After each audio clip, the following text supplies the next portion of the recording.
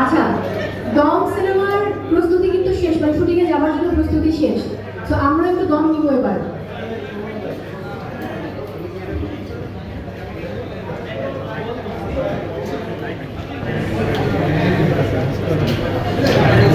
আমি ভাবছি যে আমরা একটু হামিং করে শুরু করলে কেমন হয়।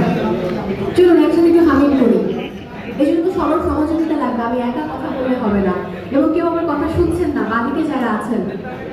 ফটোগ্রাফার ভাইয়া, চোরকি ছবি আরো তোলা যাবে, আসুন আমরা শুরু করি। আমরা বসি, শুরু করি সবাই।